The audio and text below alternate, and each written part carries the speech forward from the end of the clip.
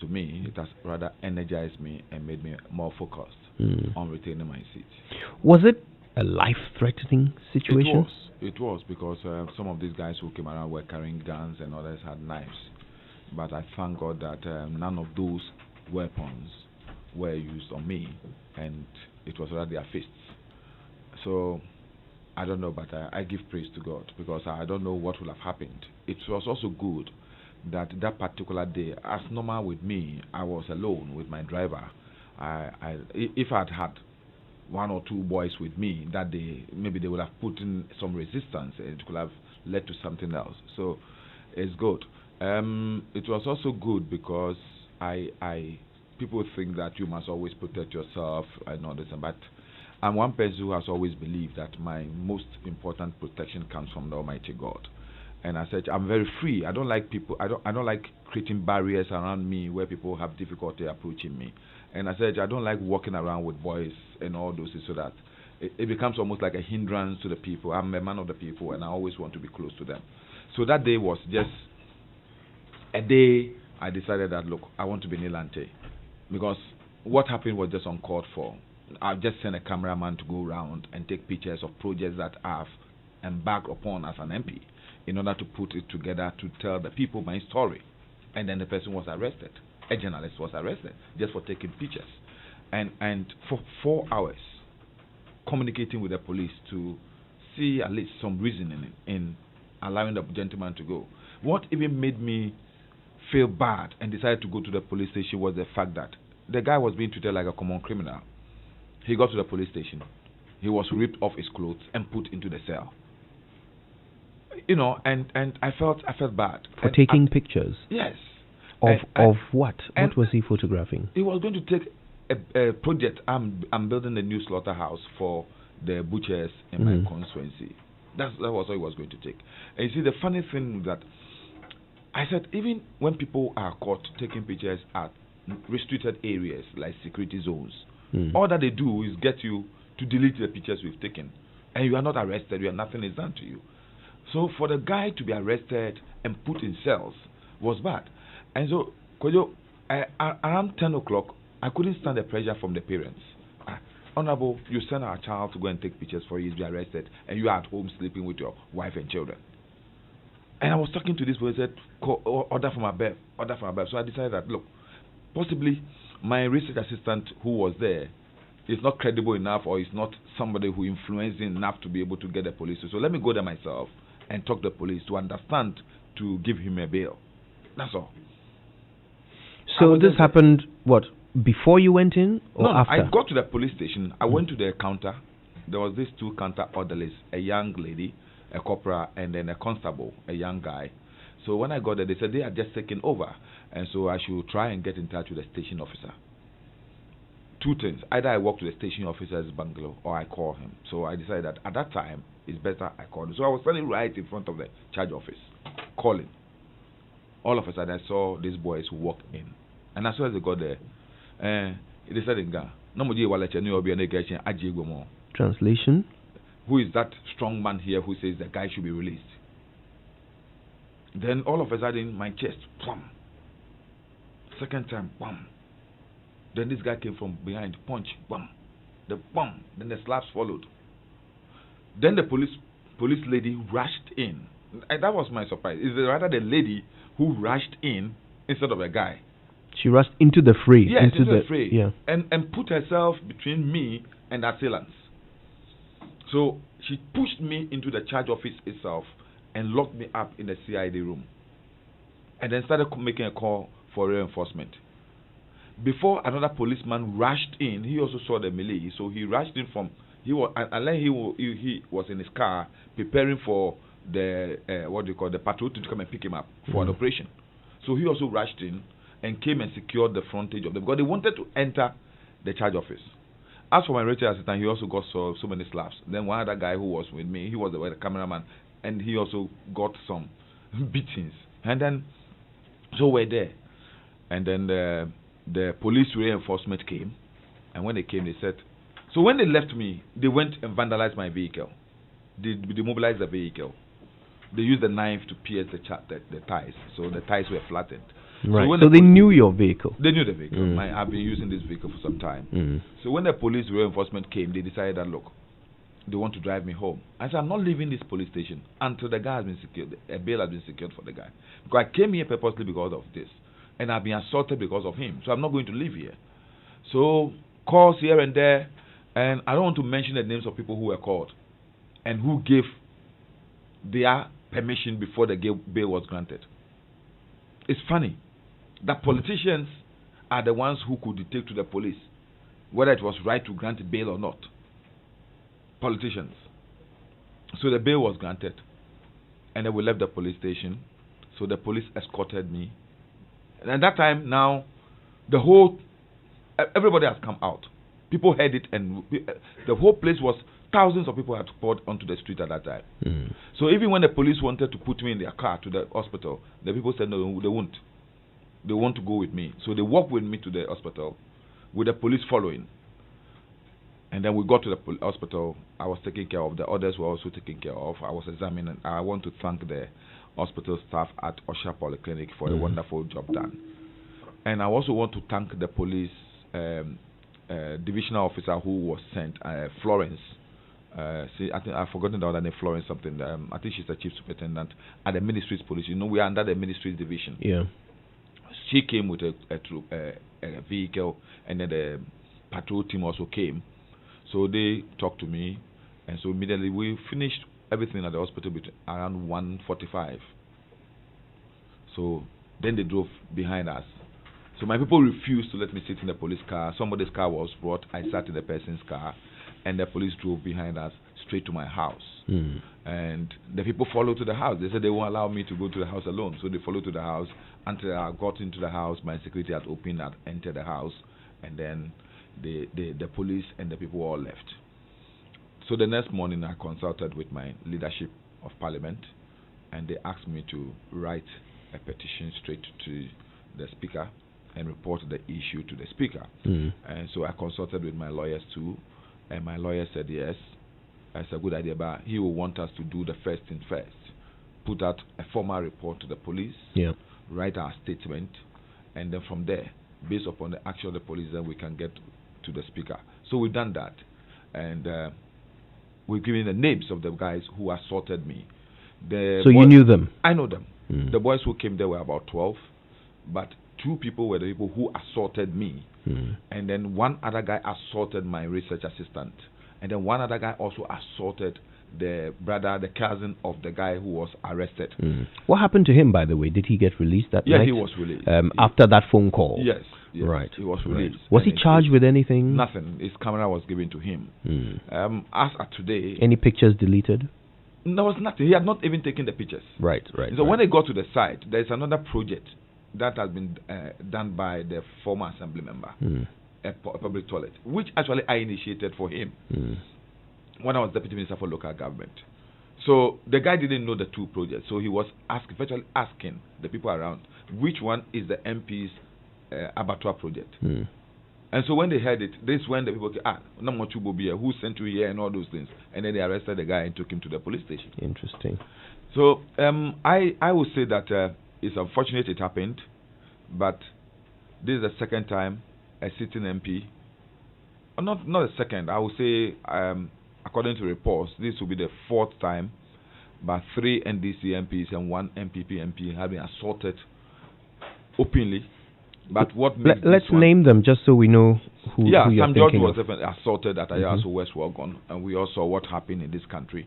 The white paper said that he was assaulted because he provoked somebody, and I'm asking, if Kojo sitting here provoked me, will I be right in assaulting him because he has provoked me? It doesn't make sense, because then we are not in a jungle, and certain things should not happen.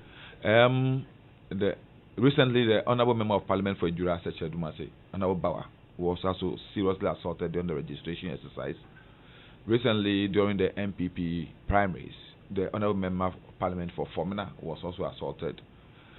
And then mine. What makes mine worse is the fact that this happened right in front of policemen and right at the police station. Some judges too. That happened in front of the whole nation. It was live on television. Yes. So it raises the issue of security for members of parliament. And I think that after the death of J.B. Dankwa, a lot was said in the House, and the Speaker promised that action will be taken on it. After today, we members of parliament are not entitled to security. We are not entitled to any police protection. So I think it's an issue that should be looked at again. If you compare our status and what we do and what we go through in a day, it's sometimes beat my imagination why we are not entitled to security. Right. And I think that in other jurisdictions, once you become an MP, you are entitled to some of these things. And when I compare myself with some of our colleagues in Nigeria, or even in Burkina Faso, in Senegal, it's amazing. It's amazing. We don't seem to give any respect and to the dignity and the position of a member of parliament. That's why today, MPs are being assaulted. People are not talking about it. Very soon, we don't know those who will be assaulted in public. There are some who suggest that actually, before MPs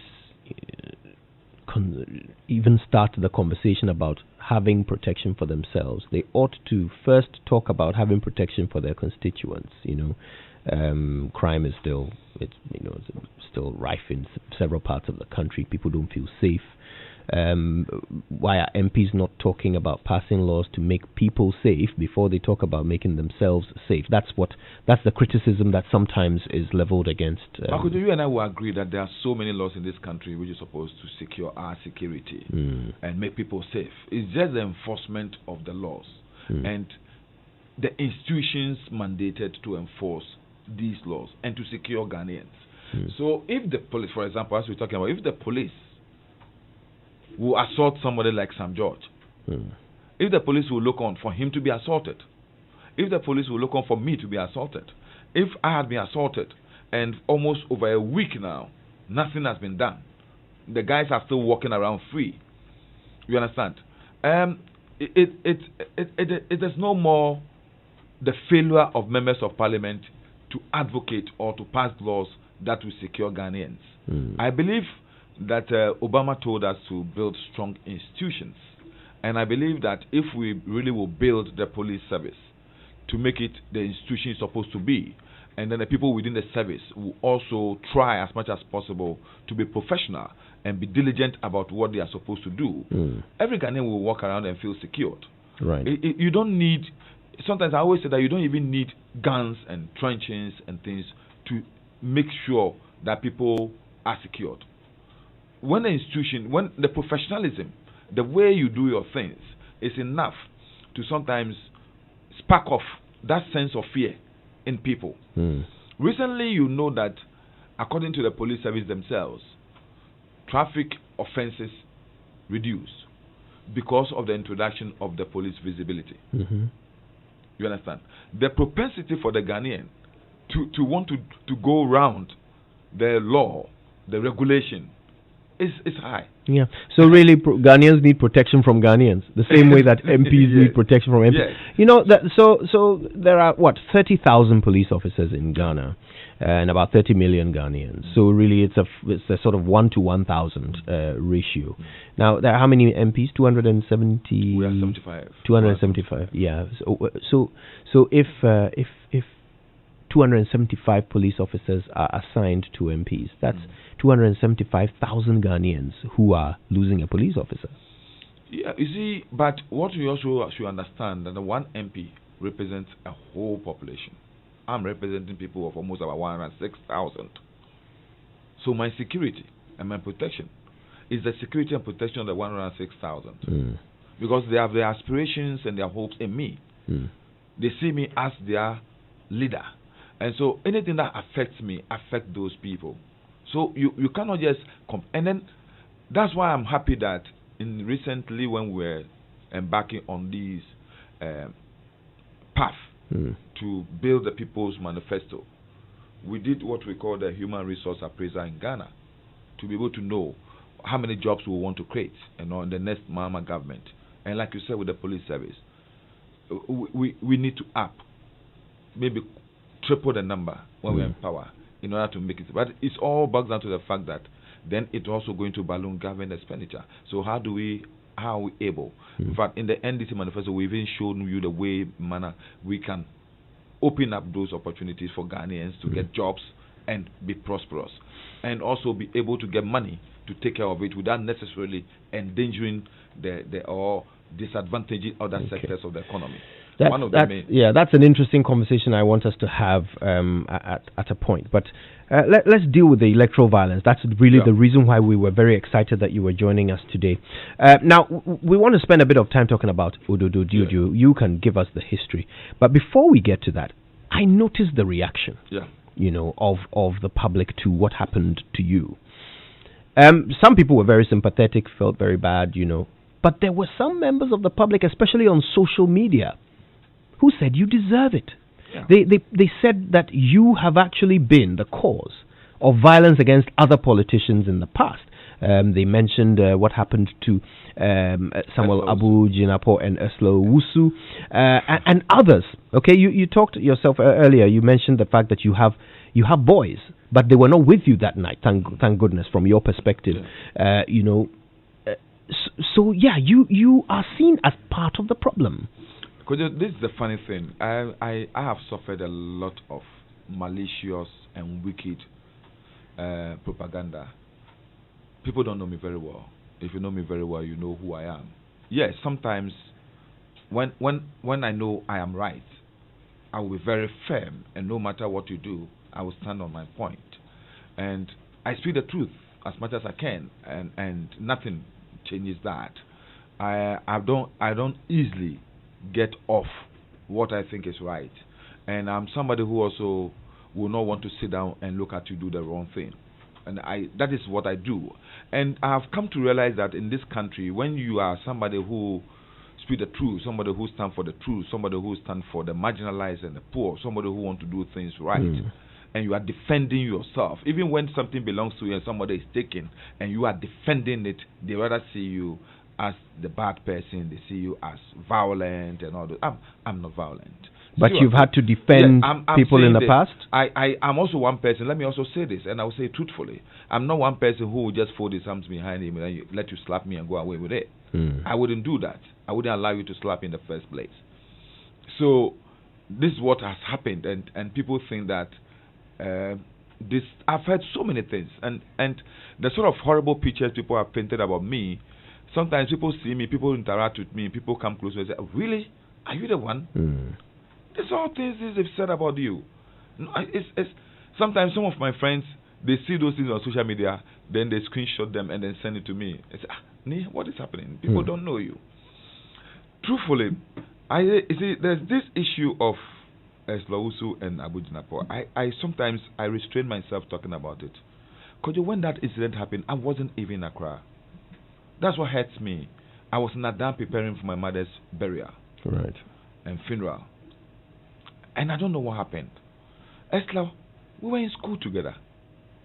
We were in Legon together. She was 1 year ahead of me. She was in Sabahanes A. I was in Sabahanes B.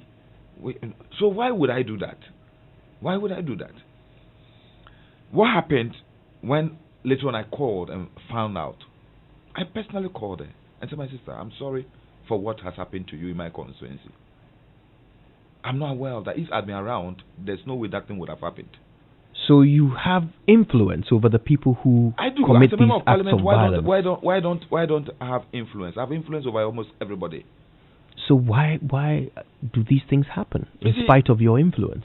You should understand that you cannot be everywhere at the same time, and you may not be able to be the one to determine what course of action one group of people will take. But if they know you don't stand for violence, I'm saying that if you know that, then they wouldn't do violence in your name. If you know the dynamics of our constituency very well, and you know Accra very well, sometimes it's not everything. So should I say that? Could you let me ask you? Did Nana Akufo-Addo endorse the Ayawaso Westward gun violence? I wish I knew the answer. I don't. Did he endorse it? I don't know the answer to that. Then maybe Nana Akufo-Addo also stands for violence. Because if people are saying that because I wasn't there and I didn't know what has happened, I have apologized and said on behalf of my people, and people still think that I endorse it, then then truthfully, if I should accept that, then it means that Nana Akufo-Addo endorsed the violence in Ayasu West Wuogon. He set up a commission to look into it. He took remedial action to resolve the issues that occurred that day, didn't he? And what was the outcome? No. Everybody in this country knew what the outcome was, and people condemned it. Some people praised it, just as we are saying. Some people on social media sympathized with me. Some also, vilified me. I have accepted it, but God knows the truth. But I mean, let's stay on you. On this particular let's not issue, seek to equalize. Let's stay on yours. There was once a time when Reverend Sam Kranchankra, my bishop, called all of us during the Convention of Saints, as those who was there before the congregation. We all talked about this, and Reverend Kranchankra said that from today it's over, and I want you, the two of you, to live like friends, like colleagues, And I thought it was over. Until recently, all of a sudden, these things started coming up again and again. Sometimes I feel sad if I have to recount the incident and the sort of image it has created for me. When I wasn't anywhere around, I didn't know what had happened until I had been called. So I would say that it's unfortunate, but it's one of the things I signed for. Vilification, insults, attacks, and all those things are all part of the game. And once I'm involved in it, those things should always edify me and strengthen me to be able to know what I have to do at the right time. As you said, I've learned a lot from those things. And as during this registration exercise, serious issues happen to the extent that my people felt that I'm timid, I'm weak, and all this, because serious attacks, intimidation, and all this. And people say, look, no more fear, no more chiwo gear, no more. I said, no, violence doesn't pay. The people who are queued to register, you wouldn't know who they are going to vote for. So why do you want to go there and create fear and panic and get into violence and all this? So to the extent that when this thing happened, because I'm telling you, if I had not restrained the boys, if I have not talked to, when I say boys, I mean the youth of my area who belong to my party. We also have boys, we have men in our party, just like they have. It's taken me time, and let me say, I took into consideration the fact that people who belong to MPP, senior people belonging to MPP, will call me and apologize on behalf of the people what happened, and pleaded with me to let sleeping dogs lie. And I listened, because I think that we can't continue to live in that sort of stance all the time. Every time in the news, Ododo is associated with violence and all those things. As the leader God has chosen for the people at this point in time, I must be the one to assume that sense of change, that sense of peace, friendliness, togetherness, and let us build a different sort of culture and environment within our politics. I've got to tell you, I'm happy to hear you say this, okay? Because you're right, you're a leader. And this is why the whole team, were excited when you agreed to speak to us today, because this Joy Peace campaign, it's something we are not joking with. We know that if we do not sit up and do the right thing, we will have a violent election. Nobody wants that. So I'm glad you're here, and you are a leader. That's the angle from which I want us to address the next part of our conversation. Okay, so what role can leaders play in bringing electoral violence to an end, or avoiding it, or preventing it? What role can leaders play? We'll also talk about Ododo itself and its own history, its own unique background, and why we have seen a number of violent events occurring in that constituency. Our guest is Nii Lante Vanderpuye. He's got a lot more to share with us when we come back from these messages. Your morning radio.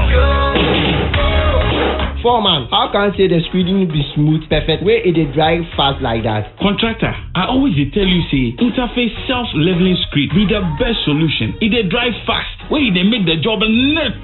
In fact, it pass analog. This be original digital interface self-leveling script. Hey, babe, I hear you, Interface Man. Interface Limited is the leading supplier and installer of finishing input materials for the building and construction industry in Ghana. Call us on 0274-999999 or visit our website at www.interfacelimited.com.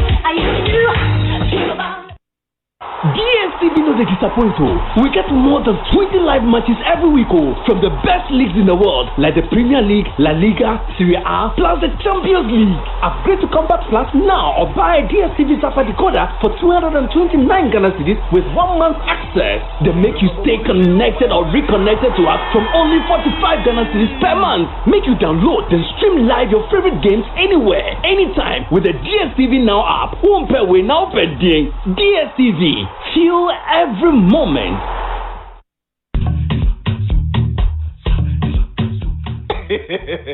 See, my friend, respite is something we all need in hard times when we have loans. A bank that cares is a bank worth doing business with.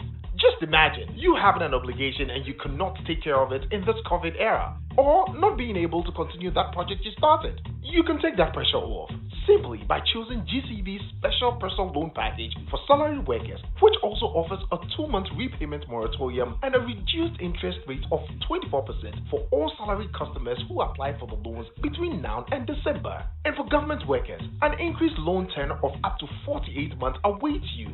GCB, your bank for life.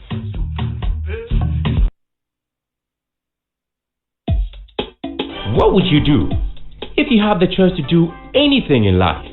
Build your dream house, take very good care of your family, and plan for a comfortable retirement. Plan a befitting funeral for your loved ones when they depart. How would you live if you knew there was a friend waiting to support you on all of your life's choices? You have such a friend in Glyco Life Insurance.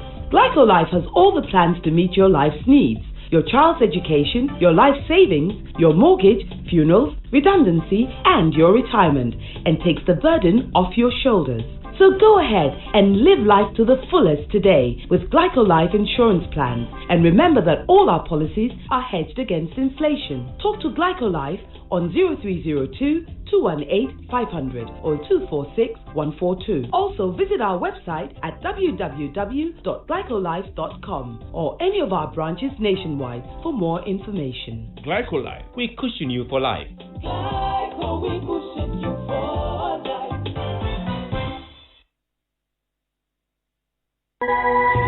Sing great bang. Because the greatest things are born from the smallest of thoughts. Just as your seeds in a rich soil grow to become trees that bear fruits, the Agricultural Development Bank, ADB, helps you sow, invest, nurture, and grow your personal and business plans by serving you with years of banking ingenuity and experience in agribusiness, corporate and commercial banking, consumer finance, e-banking, and many more through our network branches across the country. Whatever the culture, whatever the dream, we grow with you. Call us today on 0302-210-210 or visit www.agricbank.com. ADB, truly agric and more. Unbeatable deals are reigning in the Samsung Blue Tag sale. If your home isn't powered by Samsung yet, hey, this is your chance. We have prices for every pocket and appliances that are the best. So check this out. Our satellite TV starts from as low as 899 Ghana cedis for the 32-inch, 1,499 for 40-inch, and 3,999 for the 55-inch. And if you want our QLED TV, it's 7,999 Ghana cedis for a 55-inch, and this pairs perfectly with our 500-watt tall Bluetooth speakers going for 1,499 Ghana cedis. Get your Samsung fridges starting at 1,999 Ghana cedis, with the Twin Cooling Plus going for 2,999. Our inverter ACs start at 2,999 Ghana cedis with a free AC guard. And guess what? All our washing machines come with a free Ariel Auto Wash detergent. You know what? Just walk into a Samsung shop or authorized dealer for the best deals in the Samsung Blue Tag sale. Samsung, imagine what we can build.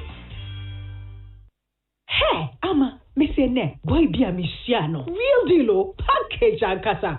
Tall, dark, pink lips, muscular Muscular with six-pack. Handsome with designer clothes and shoes. Papebi. Girl, he wasn't playing at all. Hey, that. I was eyeing him the whole time. Sonia Mitchell, I strategically positioned myself in front of him. And then he opened his mouth and said hello. Oh, we're ready. And Capelli. Hey, slow.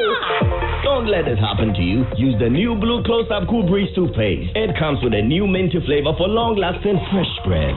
Stay fresh with Cool Breeze, because blue is the new cool. This advertisement has been vetted and approved by the FDA.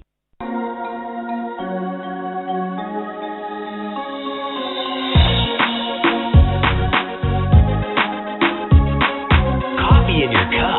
Enjoy on the set. The Super Morning Show is always the best bet. On Joy 99.7 FM. All right, 6 minutes past 9 on the Super Morning Show, and today we are not joking with our Joy Peace campaign. Our guest, Nii Lante Vanderpuye, Honorable Member of Parliament for Ododo constituency, and we're talking about what happened to him recently, what it means, how people have reacted to it, why Ododo, why so many stories of political violence in that constituency, what's the history, and most importantly, how do we start to stop this? How do we stop this? As leaders, what is our role? And later, we'll be speaking to the Peace Council. They've been criticized in recent times for staying a little too quiet on some of these issues. Is that the case? Have they not done their part? And what has been the impact of the part they have played? Right? Are we seeing less political violence or not? What do they intend to do going into the future? What can we rely on them for? They're coming in to tell us all about that, so stay tuned for it. But before we get to that, here's some great news that you've been waiting for. Handtech Markets. Finally, they're here in Ghana. They're operating virtually, and they are an industry leader. They've been in the industry for 30 good years, serving millions of clients globally, and they are dedicated to teaching and mentoring anyone who's interested on how very financially rewarding the global markets can be. So if you've ever thought of creating an extra source of income or even becoming a full-time financial markets trader, they're here to help you actualize that vision. So just go visit them online. They're at hmarkets.com or call 050-992-8008 and let them mentor you on how this enormous market works and how to profit from it consistently. The best part is that their mentorship is absolutely free of charge. Handtech Markets. Trust through transparency. Now, it was right after his studies in recycling management that Paul Kofi accepted the challenge of building with plastic waste. Now, today, not only does he help in recycling our environment, he provides jobs for many Ghanaians. Ghana, at ABSA, this is Africanacity. It's their inspiration behind who they are and what they do. It's their commitment to helping people find a way to get things done. We love Africanacity. To find out more, go to absa.com.gh. Right, hello Ghana, how are you feeling today? If it's just been a boring day, time to turn your frown upside down with free dinner at your favorite restaurant, or free fuel, or free 10 gigabytes of data, or even free cable subscription.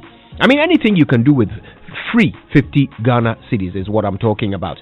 How? Well, Visa, the global payment technology company, is giving 50 Ghana cedis cash back to you for paying for your needed items and bills online at your own convenience, in your own comfort, with the optimal security that Visa provides. Now, the fun never stops, so my brother, my sister, be sharper than sharp. Go for your 50 Ghana cedis cash back from Visa just by living the e-commerce lifestyle. That's ordering, shopping, and paying online. All you have to do is enjoy this reward by ensuring you are shopping online securely on trusted e-commerce platforms, and you will make your online payments of over 350 Ghana cedis easily with your Visa card or Visa on mobile. And voila, that's it. Visa rewards you with free 50 Ghana cedis just like that. This is available to the first 10,000 winners, so pay safe and you will get rewarded by Visa. So saving energy in the long term is the purpose of energy conservation advice, okay, which I'm giving to you right now from the Ministry of Energy, and they want you to know how to stay a bit more energy efficient as you work from home because of the coronavirus, okay. So 1, look for a high energy efficiency rating. when you're buying your household appliances, air conditioners, refrigerators, and so forth. Look for the Energy Star logo when buying desktop computers, laptops, printers, and copiers, and use energy-saving lighting solutions. Replace the CFL and halogen lamps with LED lamps. Replace fluorescent lamps with linear LED lamps.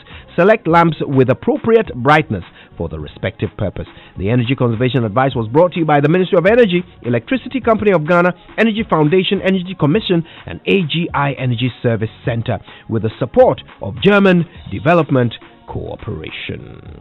Okay then, so let's get to the meat of our discussion with Mr. Nii Lante Vanderpuye of Ododo Due. We need to get to the root of this. We need to understand how, as leaders, we can start to become part of the solution. Now, before we get to that, Mr. Vanderpuye, help us understand the history. Look, if I type in Ododo Due, electoral violence, I will find a few too many stories. So it happens a lot in your constituency. Why? Well, let me say this. Ododo Due, which used to be Ashedu Keteke, has been the center, the epicenter of political activity since the Goko days. You will understand that being the capital and the central business district, anything that happens there is highlighted. It becomes more,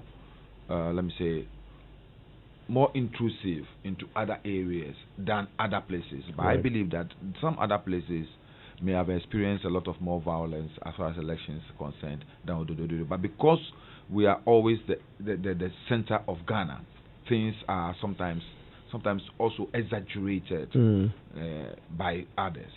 But the history has been there since the days of Nkrumah. The path towards independence. There were one or two violent activities, because the people could not stand the intimidation from the colonial government and all those things. Counting on the fact that one of the strong people who died as a cause of that, Sergeant Private Odate Lamte, is from our constituency. And Accra Central at that time was where the colonial government thought that they could exert pressure on the pro-independence, movement. Right. So the people also decided to resist, and so a lot of our people got involved in those resistance movements and all those things. So if you go into Ghana history, some political history, you will hear some of the names you hear that were so instrumental in organizing people to fight the colonial government, organizing people to support the pro-independence movements, were all from Ododo. Our people are also very vibrant. They are people who are always hot, because of our makeup. We don't accept domineering. We don't want to be dominated. You think they have a problem with authority? Not really. You see, if I know you come from the coastal part of the country. Yeah. And the people who live on the coast always have this sort of inbuilt resistance against oppression.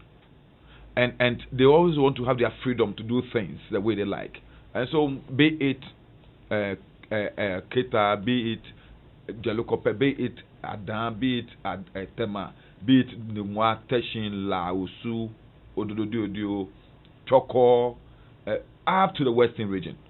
The coast, the life of the people in the coast is that of people who want to always assert themselves and will not accept to be looked down upon, to be dominated, to be pushed down. So that is things like the way a manner somebody from the coast will react to a situation is different from the way a manner somebody from the forest zone or even from the savannah will react to those issues. We have this sort of impulsive reaction to things. So it's always easy for any small thing to ignite some passion, the passion in us to just vent. In that situation, sometimes if you don't look at it, if that thing, you put the person in a mood, once that passion in the person vents, he will react negatively to it. And that will make you seem violent. The same manner, if all of a sudden you play a music or you put up something that will excite the passion in the person in a positive manner, he will enjoy it. He will dance. He will do everything. So we sometimes the sort of that sort of spirit in us will lead, depending on the situation, would excite and bring out and vent that passion in us towards a particular direction. Right. So if you want us to always be happy, then always do things that will bring out that happiness and that mood in us. Yeah. It's a sort of this thing within the coastal line. And So no, it's not an exception. But we, because the political activities were centered there, you know, we suffered a lot of political violence during the Nkrumah days. The bomb throwings, the assassinations and all those things happened within our environment. So the political activity in our area were fraught with some level of resistance, violence. And every resistance sometimes against the status quo will have some resemblance of violence if the other side also want to perpetuate what they want to do. So it has happened. And over the period, let me also say, or recent past, because of failure of an institution to deal decisively with those people involved in these things and these acts, it has created a sense of impunity, political impunity. When a particular party is in power, the people who support the party they think that we have power to do what we want, and us, the politicians, also, because sometimes these people do these things in our name or so you may not even be aware of it. You may not know. They just go to they will do it because they think that they are doing something to support you, to protect you, and all. So that is what happens. And once, sometimes you are restrained, you are constrained. That how will people see me if these guys were helping me, and I take this action against them? I surrender them to the police. I allow the police to take action against them. How would they see me? Tomorrow, will I get somebody to support me again? No. So when you have all these things, sometimes you tend to allow certain things to go, forgetting the fact that you are nurturing a monster that could devour you tomorrow. Indeed. The sense of impunity is building. It will build. For example, if when the NPP came to power and this thing happened, people went and took over the Kintampo waterfalls, and those who were dealt with by law. People raided the regional coordinating council in Kumasi and virtually physically assaulted the president's appointee for regional security liaison. And those people who were arrested, taken to court, they invaded the court and virtually disrespected and there's this word somebody used which I find very appropriate. Is it disrespect or desecrated? Desecrated the court. You know, if authority had dealt with them, it will have sent some signals to people that, look, in spite of your political leanings, we will not condone such things. But it wasn't done. And it built up. And then Ayawaso. Well, the individuals were prosecuted, those who freed their colleagues from court. They were sentenced. To what? I don't quite recall immediately. A fine of this, and you know what they said? They even knew that they knew what was the determination case was going to be before they went to court, because they were told what was going to happen. You know. So, in effect, what we want to say, what I believe seriously, Kojo, is the fact that if our institutions of state would be professional and deal decisively with such issues, I think some of these things will see. But we don't do it. I'm saying this. It has built. It become almost like something that we. That's why I'm saying that for some time now, I've listened to people, the clergy, especially in my constituency, the chiefs, opinion leaders, and let me say this without any reservation. The Christian society in my constituency, I've been working very closely with them, and over the period, they've tried to impact positively on me, and to tell me, look, today you become almost our eye, and so we want to use you as an example to once and for all stem this tide of political violence in this area. And I've taken it upon myself to really make sure that by the time I end my term as the Member of Parliament of Ododo in 2025, these issues of political violence and all those things will be a thing of the So past. this is how I want us to wrap up. I want to know the practicality of how you're going to do this. Okay, you're a leader. You've already talked about how you have influence over these people who support you, believe in you. They commit some of these violent acts and they believe they are doing it in your name because they do it against your opponents, right? So what are you practically going to do that you haven't done yet? What is that new thing that you are going to do which will ensure that these people who think they act violently in your name will not feel a need to do so in the coming election or any other? No, it's all a case of we politicians and all leaders, we having a sense of responsibility and talking to our people. One, by action, by example, and also practically also indoctrinating them to let them understand the value of peace, the value of a non-violent environment, and also the value of life itself amongst us.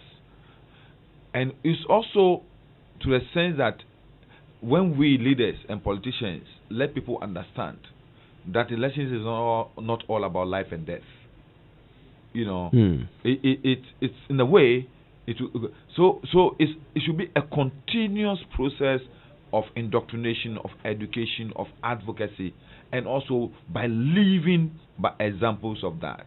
So these are things you haven't done yet. Yeah, these are things most of us as politicians have not really been accustomed to. It's not easy.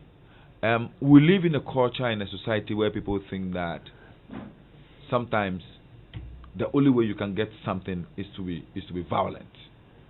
Is to be violent. You can get it only by violence. People don't think that conviction and trying to use words and the tongue is enough strong weapon to be able to get someone to change a course.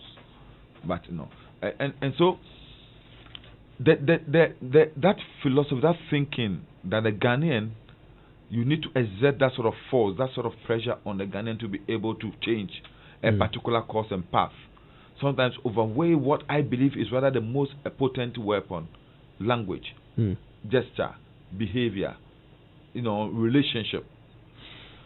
I see relationship, language, gestures, and things as more powerful tools that you can use as tools of communication that you can use to really get people to understand what you stand for, what you believe in, more than the strength, what that brawl and all those things. So I believe. So in Ododo Diodio, if you don't mind me just sort of concluding with this, in Ododo Diodio, the violence tends to be between the NDC and MPP. Yeah. They're fighting each other, and we're looking to their leaders to help stop this.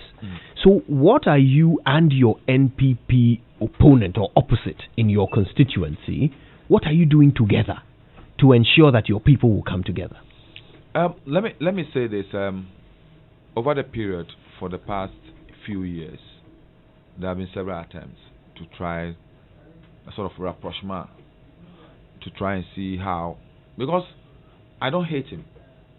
I don't hate him. I would never do that, because we come from virtually the same clan. We come from the same clan, and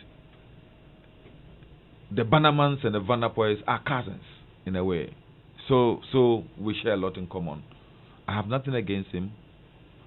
I may have a lot of problems with the way he does things and the way he wants to project himself politically. And I believe seriously, I've had interaction with a lot of people within the MPP. Some people higher than him within the constituency on how we can build peace unity, reduce violence in the constituency. Several. We've made a lot of attempts. When was the last time you spoke to him himself? We've never spoken to each other. Really? For a long time, yes.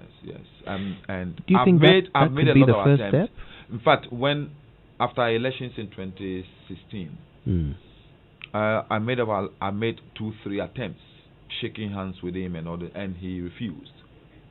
And so it got to a time I said, no, I won't do it anymore.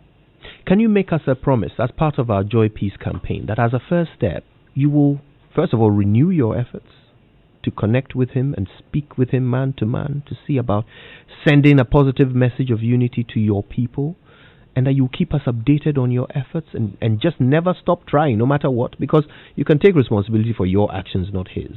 So I'm asking, are you going to commit to us that you will do this? You see, the issue is not one person. For example, as I'm talking to you now, we are in court. He's taking me to court over an incident that happened in 2016. The first time we were in court together, the judge said, are you not family? We said, yes. I said, so why don't you go back and try and reconcile, build peace? She gave us the opportunity to do that. That day we were lucky that one of our chiefs was also in the same court on a different case.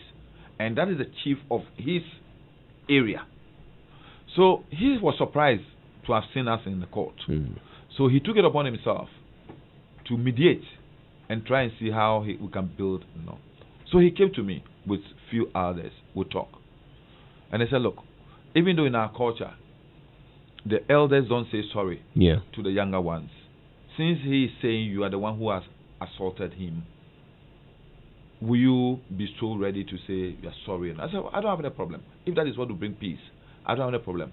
When I say sorry to him, it doesn't change who I am. It doesn't take anything away from me. It will not change my flat nose. So, when they went, he virtually rebuffed them. So they came back to me saying that, well, we made an attempt. It wasn't successful because the other side said they won't agree. Why don't you try? Make an attempt on your terms. It is not that easy. You see, it is not that easy because, and Kojo, I can tell you, there's nothing he can do to beat me in the constituency. He can never beat me. He can never beat me in these elections. And I have a feeling that he also is so versed in the belief that he will beat me in the elections. So he sees his political relevance in some like having that sort of leverage over me, and it's not going to be possible. Okay. So I would say that I'm open to anything that will let the two of us be examples of peace to our people. I'm open to making sure that if there is any activity, any action that the two of us could do or could undertake, that will make the people understand that, look, this violence is over. I saw what happened to me last time, and I told so many people that what happened to me possibly should be the highest level, the apogee for us. The worst situation, whether it is negative or positive, for us to be able to now look back and say, where are we heading to? Where are we heading to? Right. So I am ready to make that sacrifice to make sure that we have peace in Odododio. Mr. Vanderpuye, you joined us because of the Joy Peace campaign, and we know that it's something you support. So this is how I'd like for you to wrap up, just by expressing your commitment to the Joy Peace campaign, for which reason you're here. Well, I, Nii Lante Vanderpuye, or Edwin Nii Lante Vanderpuye, that's my full name. I'm committed and support the Joy Peace campaign, and I'm ready to offer my services at any time when I'm called upon, so that we can build a society of peace. We can take away violence in our politics, and we politicians will be able to contribute together to the development of this country. I thank you ever so much for making the time to be with us. Nii Lante Vanderpuye is the Honourable Member of Parliament for the people of Odododio. It's 9:30. Coming up in just a moment, The Peace Council are our guests. George Amu and Mulvi Bin Sali are here to tell us a little bit about the work the Peace Council is doing, all in this vein of ensuring we have a peaceful election in 2020 and a peaceful country beyond that. That's to come. Stay with us.